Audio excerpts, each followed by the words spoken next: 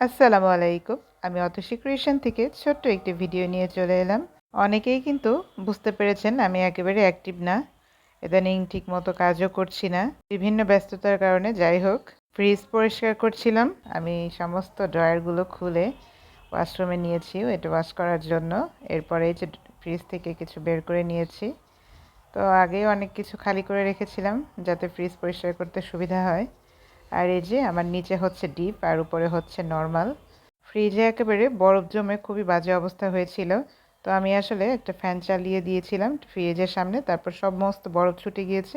এরপরে আমি এই যে সব কিছু ক্লিন করে তারপরে ফ্যান চালিয়ে রেখেছিলাম, তারপর শুকিয়ে গিয়েছে। এরপরে আমি ফ্রিজের মধ্যে এগুলো সব সেট করে নিব। রোজা যেহেতু চলে আসছে এই জন্য ভাবলাম ফ্রিজটা পরিষ্কার করে ফেলি, তাহলে খাবার দাবার খেতে একটু সুবিধা হবে। ফ্রিজ আমি সবসময় পরিষ্কার পরিচ্ছন্ন রাখি, এতে করে খাবার দাবার খেয়ে কিন্তু অনেক ভালো লাগে।